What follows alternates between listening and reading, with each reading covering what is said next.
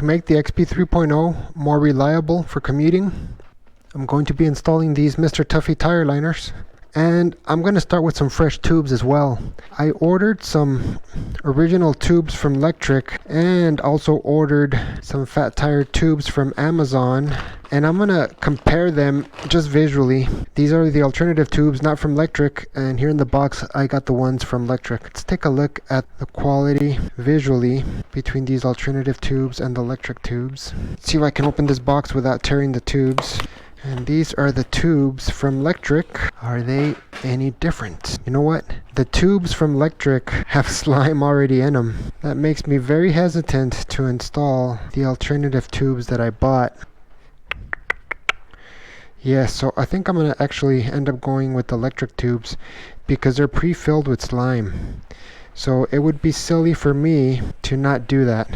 Point 1 for Lectric. Lectric original tubes plus the Mr. Tuffy tire liners. Now these liners are quite a bit longer than I think I need for this size tire. I'm going to start by flipping the bike upside down, removing the wheels, taking the tires off.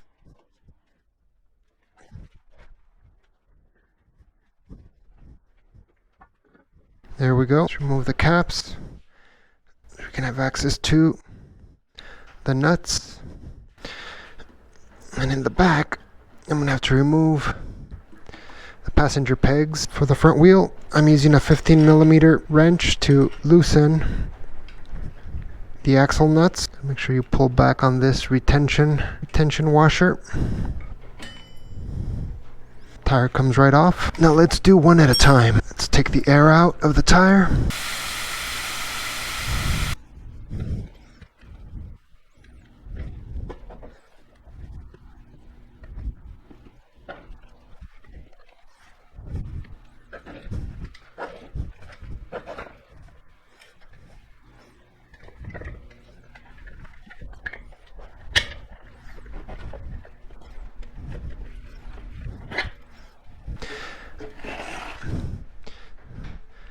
Get a microfiber and clean the inside of the tire, make sure there's no thorns, and then we'll put the liner in.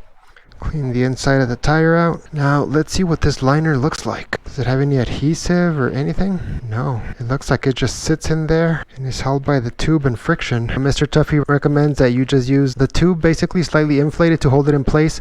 Alright, so it also says to overlap the liner. The liner does look different one side versus the other. It looks like they're showing the rough part go towards the tire and the smooth part towards the tube.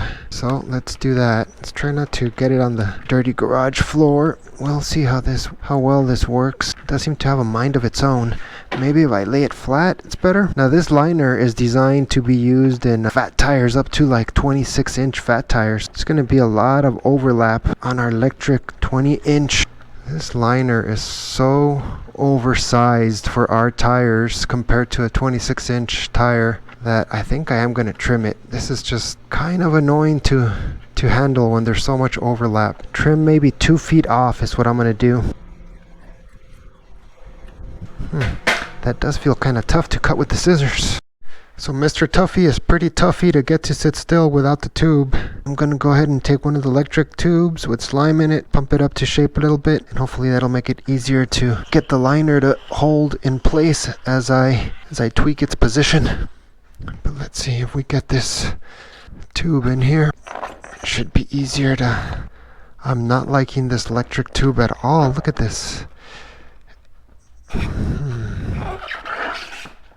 This Lectric tube that I ordered, it looks like it's a bigger diameter. Seems to be made for a... it does say 20 by 3.0.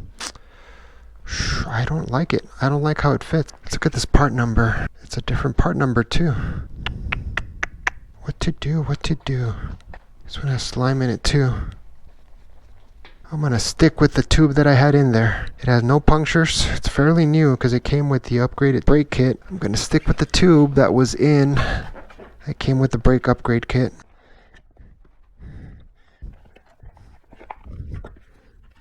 After continuing to mess with this tire liner for a few more minutes, it feels fairly centered all the way around. Now we're going to get this tube and tire back on the rim.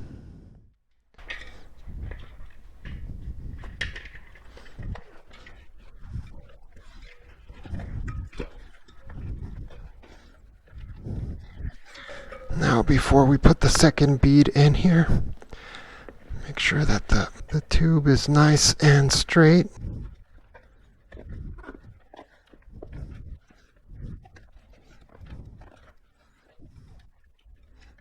You should be able to pop the tire on pretty much by hand.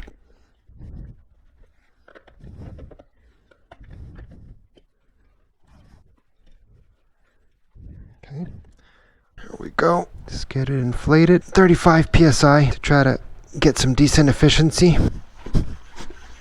Got the tire mounted. Let's get it back on to the bike. Slide the caliper between the brake pads. There's a little hole here at the bottom that little retaining washer needs to drop into. Same thing on this side. See, there's a little hole right there and a tab on the washer. Make sure it pops in there. Let's tighten this back up. The front tire is ready for the start of a 5-day commute challenge. 5 days in a row. No car, bike only. No rain in the forecast. Now, rainy days might be the days that I decide to not commute on the bike, but living in the desert southwest, not a lot of rain. Rubbing on the brake. So I am finding the front brake is rubbing a little bit after removing and reinstalling the front wheel. Loosen this bracket here. It's free to move. I'll hold the front brake lever. Slowly tighten it one at a time. Oh yeah, look at that. Nice. No rubbing.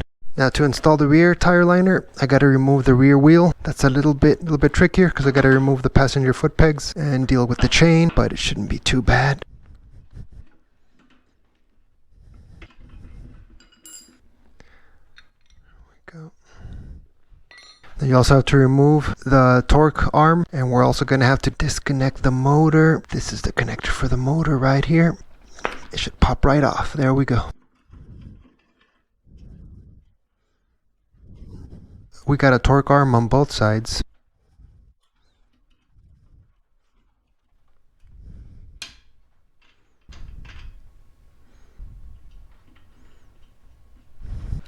And let's remove the torque arm on this side.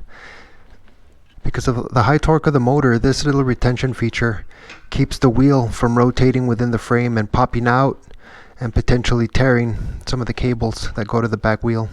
We need to remove all the cable ties here before we pull up the rear wheel.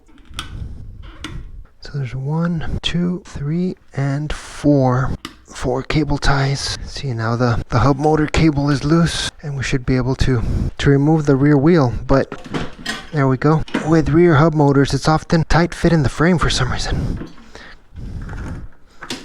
Okay, now we can deflate the rear tire and install Mr. Tuffy in the back the exact same way we installed it in the front. I won't show the full detail since it's identical from this point on to what we did in the front. Rear tube, I believe, does have some patches, so yeah, it does.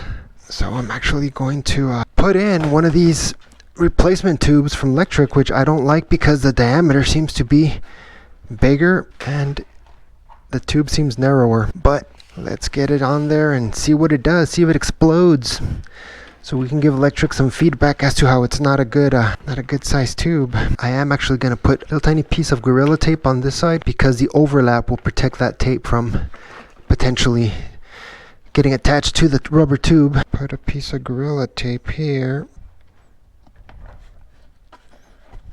Okay, again, after struggling for a few minutes, it looks like Mr. Tuffy is pretty much centered all the way around. I'm gonna remount onto the wheel and inflate. Now, to inflate this rear tire, it's always best to not have any weight on the tire, and you wanna squish the tire as you put the pump on the tube. Now, in my commutes, I'm also going to start carrying a spare tube and all the tools required to do what I just did, because I don't want to get stranded 10 miles from home with no way to repair a tube. So when installing the rear wheel, I want to make sure the cable to the motor is coming out towards the front here, and the axle does have a double D shape here. It's going to drop in only in one orientation. Pull the rear derailleur back and it should drop right in. Again, there we go, cable to the front, and it dropped nicely into place. Now we're going to get the torque retention feature back in place.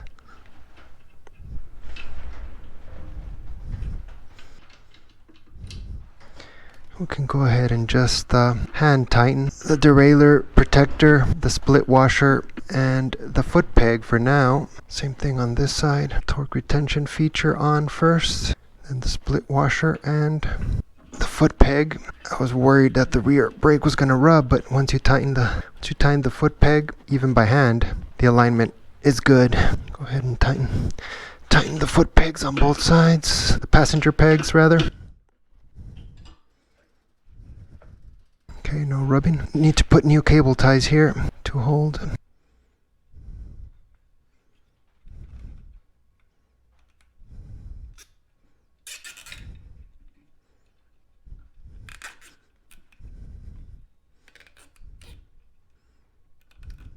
The next one right through here.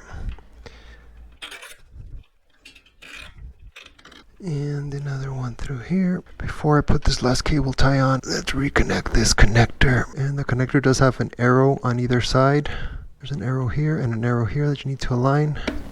And there we go. You get a nice little pop.